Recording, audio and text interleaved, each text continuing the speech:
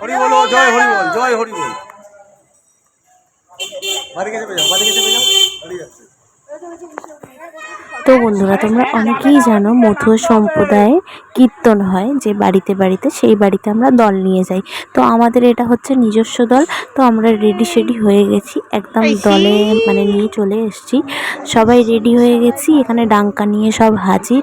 তো এখানে ননদদের দেখিয়ে দিলাম, আমি আছি, আমার বর আছে, আমার ছেলে আছে, আরও অনেকে আছে। তো এই যে ডাঙ্কা সাজানো আছে, আমরা যাব বলে রেডি। এটা হচ্ছে আমার বরকে আমি সাজিয়ে দিয়েছি, কেমন লাগছে অবশ্যই জানিও। আর এটা হলো আমার শাশুড়ি মা, আর এই যে আমাদের ঠাকুর। বাবা পাপাইরা তো আগে ভাগে চলে এসেছে ভিডিওতে।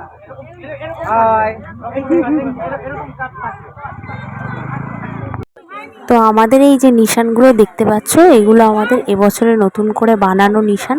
কেমন লাগছে তোমরা অবশ্যই জানিও। আমার বর প্রত্যেকটা নিশানের মাথায় এই যে মালা দিয়ে সাজিয়ে দিচ্ছে। তো এবার আমরা পুরোপুরি ফাইনালি রেডি হয়ে গেছি। আমরা দলের বাড়ির কাছাকাছি আছি, মানে দল নিয়ে। তো সেই বাড়িতে আমরা যাব বলে এই যে ডাঙ্গা নিয়ে ছেলেরা রেডি হচ্ছে, দেখতে পাচ্ছ। আমি একটা নিশান হাতে ধরিয়ে নিয়েছি। তো এইখানে এই যে শুরু হচ্ছে আমাদের যাত্রাপথ।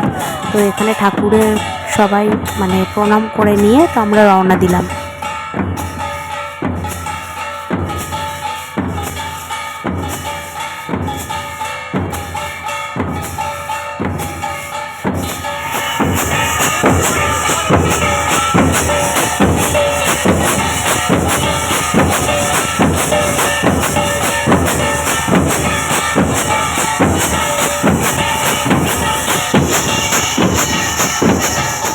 তো বন্ধুরা, যেই বাড়ির কীর্তন সেই বাড়ির সামনে আমরা চলে এসেছি, আমাদের দল চলে এসেছি সবাই। তো এই বাড়ির এই যে গেটটা, মেন গেটটা আমাদেরকে বরণ করে নেওয়া হলো।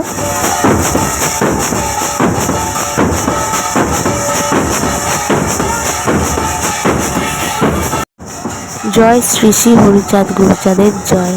তো আমাদের ঠাকুরের এটাই হচ্ছে আসল জিনিস, এটাকে বলে মাতাম। তোমরাও দেখতে থাকো। তো খুব সুন্দর মাতাম হয়েছিল। তো আমরা সবাই বিলীন হয়ে গেছিলাম, এই যত হরিচাঁদ ভক্ত আছে এখানে সবাই এই মাতামে বিলীন হয়ে গেছিলাম। তোমরাও দেখতে পাচ্ছ কত সুন্দর অনুষ্ঠান চলছে এখানে। আর যারা যারা মথুয়া সম্প্রদায়ের মানুষ আছো, যারা যারা কীর্তনে যাও, তারা জানো এটা কি জিনিস।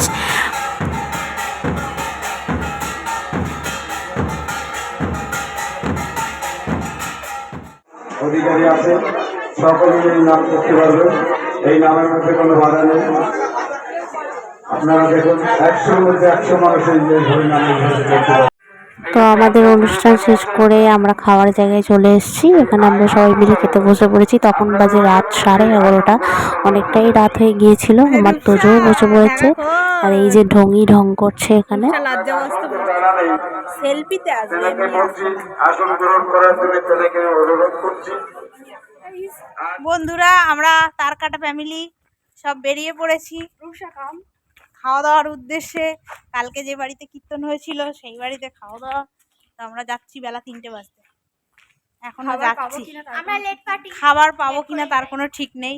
ছেলেকে পাঠিয়ে দিয়েছি হাজব্যান্ডের সাথে, শাশুড়ি চলে গেছে। আমরা লেট, আমরা সবেতেই লেট করি, আমাদের সাজাটাই লাগে। হ্যাঁ, তো ব্লগটা তোমরা দেখতে থাকো কন্টিনিউ। ওখানে গিয়ে আবার দেখা হচ্ছে তোমাদের সাথে। কত কষ্ট করে বাবা একদিন রেখে দিয়েছিলাম সেই বোনেদের বাড়ি থেকে ফেরার সময়।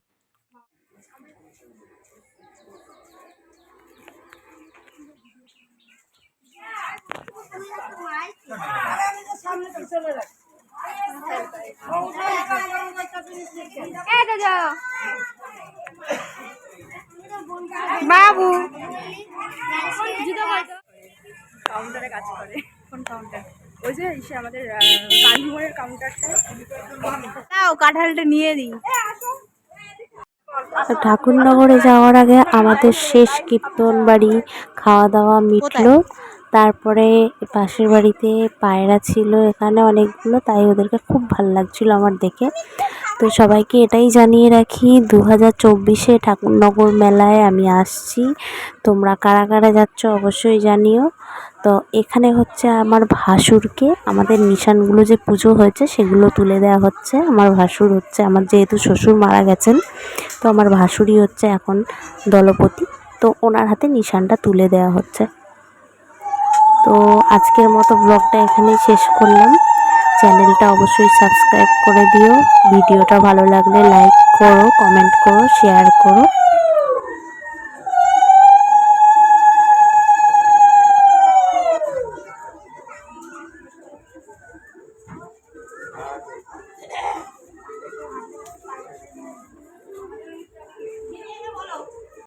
তো আজকের মতো আমার কীর্তনের ব্লগটা শেষ করলাম।